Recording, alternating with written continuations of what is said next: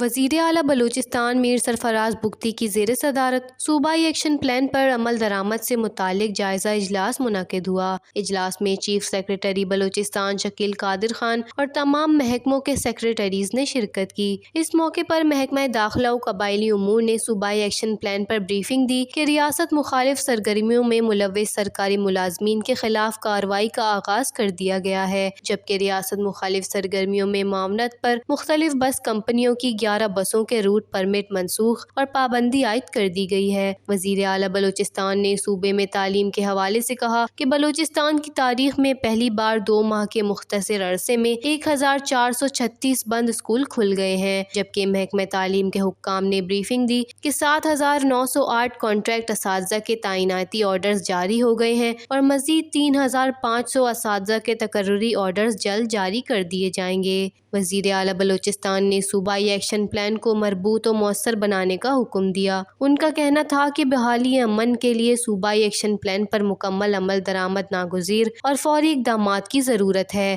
فیصلے اجتماعی ہوں گے، ریاست کا مفاد مقدم اور میرٹ کو فوقیت دی جائے گی۔ وزیر اعلیٰ نے ہدایت دی کہ ریاست مخالف پروپیگنڈوں اور سرگرمیوں پر کڑی نظر رکھی جائے اور NGOs کی غیر قانونی سرگرمیوں میں ملوث ہونے کا بھی جائزہ لیا جائے۔ دہشت گردی کے خلاف جنگ صرف فوج کی نہیں، ہر فرد کی جنگ ہے۔